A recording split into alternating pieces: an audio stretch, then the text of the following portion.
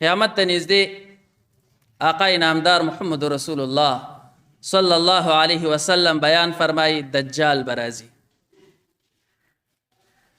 دا دجال چې راځي ډېر صفات رسول الله مبارک بیان کړي دي. د وخت کم دی خو رسول الله مبارک وایي دا به راوځي یخرج من ارض المشرق، دا به د مشرق د طرف نه راځي.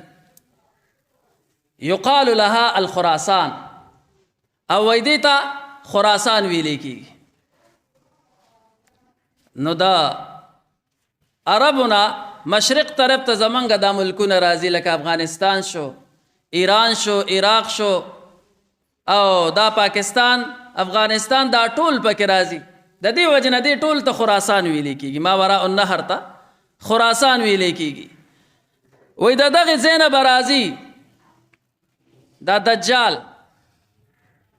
رسول الله مبارک بیان فرمایي د مشرق د ځمکې نه، او هغه ځمکې ته خراسان ویلی کېږي.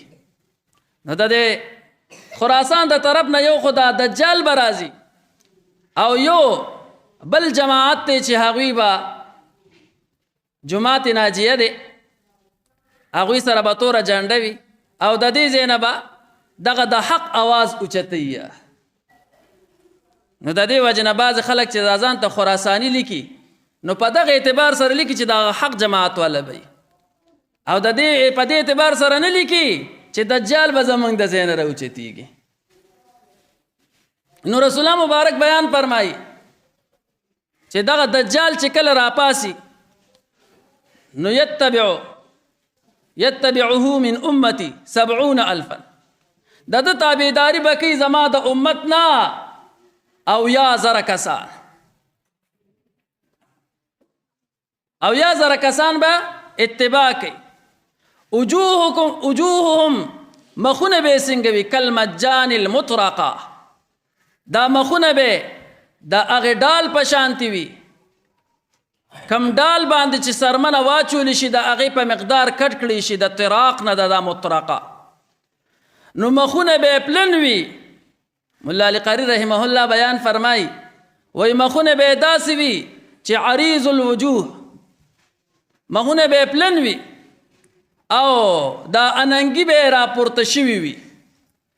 نو ملا علی قاری رحمه الله وایي لکه د ترک او ازبک د دوی دا مخونه چې څنګه دي، دا به د دجال سره لښکر راځي. او رسول الله مبارک بیان فرمایي علی رؤوسهم سیجان، وایي د دوی په سرونو باندې به سیجان وي، طیلسان، او طیلسان ویلی کېږي دا شین صادرې به په سرونو اچولې وي، شنې صادرې به په سرونو اچولې وي، دا به د دجال ملګري وي. به هر حال زما غرض اوس دغه نه دی چې دا زه کومه خبره کوم.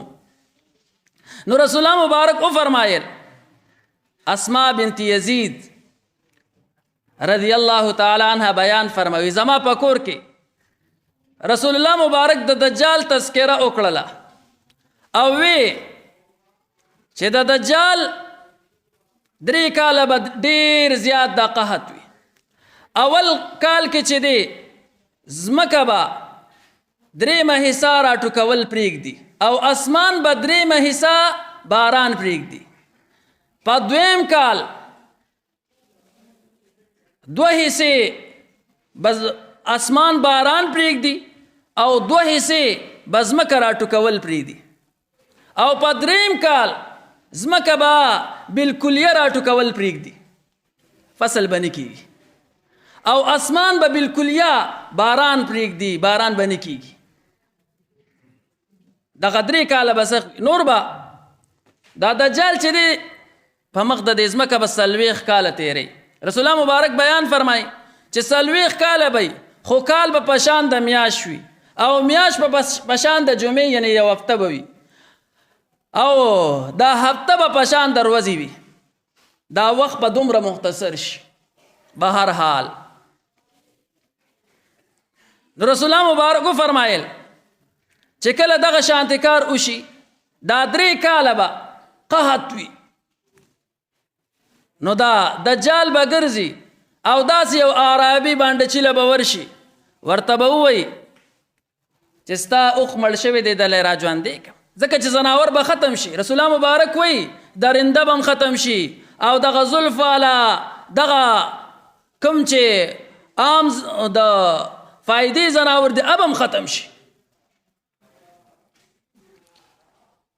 چې وایي کله دغه عربي ته بانډچي ته ووایي چې ستا هغه اوښ مړ شوی دی هغه دله را ژوندی کړمه هغه اوښه دې مړه شوې ده هغه دله را ژوندی کړم. وایي دی به وایي چې او وایي بیا به را باندې بیا به مې ومنې چې رب دی ما وایي دا به وایي چې او نو وایي یتمثل له علی الابل دا اوښ په ورله یو صورت به یتصور یو صورت به ورله جوړ کړي حقیقت کې به اوښ نه او اوښه به ورله پیدا کړي چې د هغې به غلانځه ډکې وي د پیونه او ښه به سربه وي.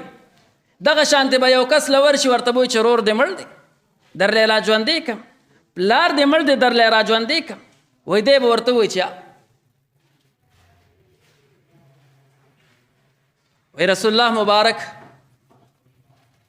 اسماء بنت یزید رضی الله تعالی عنها بیان فرمایي وایي زه د حاجت دپاره بار ته ووتو وایي د هغې نه بعد بیا راغې او زما د دروازې دا طرف یې داسې ونیولو او راته وی چې مهیم اسماء څه حال دی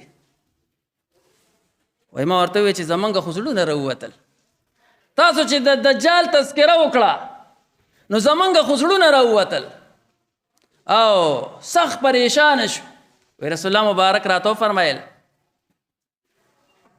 چې کو زه ژوندی ومه نو زه به درله ستاسو له دفاع کومه که او کو زه نه ومه نو الله رب ذوالجلال د مؤمنانو دفاع به کوي.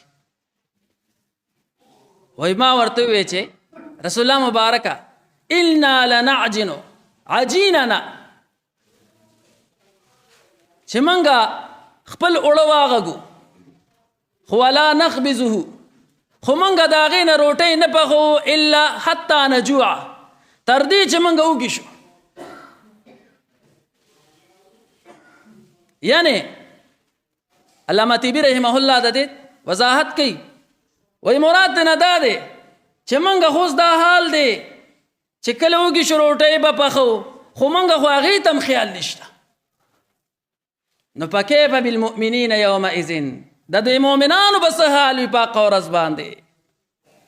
آقای نامدار محمد رسول الله صلی الله علیه وسلم ورته وفرمایل کما خبره چې زما غرض او مقصدی د هغه درته بیانوم. رسول الله مبارک وفرمایل یجزئهم د دوی نه به کافي شي کما یجزئ اهل السماء التسبیح والتقدیس چې د دې خلکو نه به کافي شي او د دوی دپاره به جزا ورکي لکه څرنګه چې د اسمان والاو دپاره کافي شوي د څه شی التسبیح والتقدیس د الله حمد او ثنا بیانول د الله پاکی بیانول دا به ورله د دې هر څه نه کافي شي. نو د الله حمد او ثنا داسې څیز دی چې لکه څرنګه اسمان والا په حمد او ثنا باندې پایي. اسمان والا نه مراد دلته فرشتي دي هغوی خوراک نه کوي. نو د دجال په وخت کې به مؤمنانو له الله رب ذوالجلال په خوله باندې دا تسبیح او تقدیس وګرځوي. خوراک سکاک ته به ضرورت نه راځي هیڅ څیز ته به ضرورت نه راځي. هغه به ډېر کمبخته وي چې د دجال متبع وګرځېږي. نور چې مؤمنان دي او د الله حمد او ثنا وایي دقه به په خولو باندې وي. نو حمد او ثنا داسې څیز دی چې د دجال نه پې محفوظه کېږي انسان چې په هغه زمانه کې او هغه وخت کې به بل شی نه وي ځکه چې هر څه به ختم شوي وي خو حمد او ثنا به ویلې کېږي.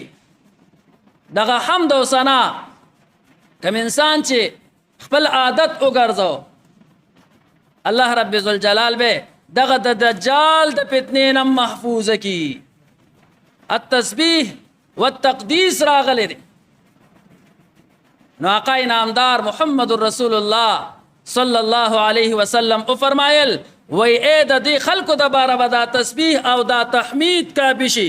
بل حدیث کې آقای نامدار محمد رسول الله صلی الله علیه وسلم بیان فرمایي وی من قال سبحان الله العظیم وبحمده چاچے سبحان الله العظیم وبحمده دا ذکر کو رسول اللہ مبارک بیان فرمائے غرست له نخلة فی الجنہ اللہ رب ذوالجلال بدرلا یو کجور نال کی په جنت کی او بیا په حدیث مبارک کی راضی چې دا کجور به څومره وي وی تیز رفتار اس چې سل کالا سفر وکي نو دغه اون سورې به ختم نکي دا په یو سبحان الله العظیم وبحمده باندې نو آقا نامدار محمد رسول الله صلی الله علیه وسلم ما او تا دغه د نجات لاره خولې ده دغه د کمال لاره خولې ده چې ما او تا دغه خپل ذکر وګرځو د الله حمد او ثنا د دې وجنه امام بخاری رحمه الله چې خپل کتاب ختمي نو د کتاب په اخره کې چې کوم حدیث راوړی دی نو ډېر وضاحت نه بعد بیا دا وایي